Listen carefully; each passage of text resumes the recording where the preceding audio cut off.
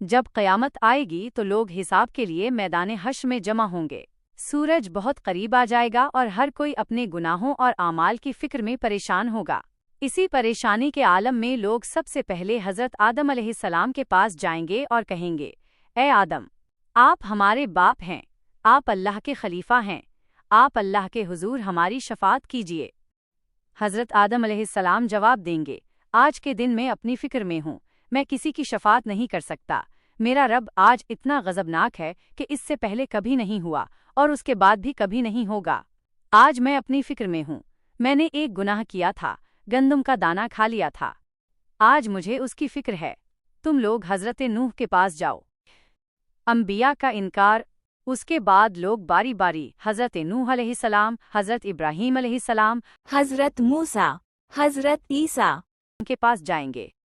ہر نبی اللہ کے غضب کا ذکر کریں گے اور اپنے کسی عمل یا کوتاہی کا ذکر کرتے ہوئے نفسی نفسی کہیں گے اور شفاعت سے انکار کریں گے۔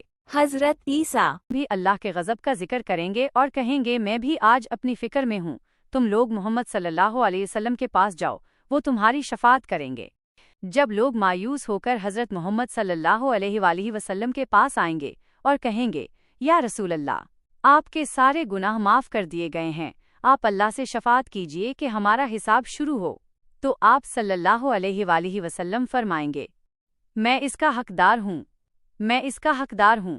پھر آپ صلی اللہ علیہ وآلہ وسلم عرش کے نیچے جائیں گے اور سجدہ کریں گے اور اللہ تعالیٰ آپ کو ایسی حمد اور ثنا کی تعلیم دیں گے جو آپ نے پہلے کبھی نہیں سیکھی تھی۔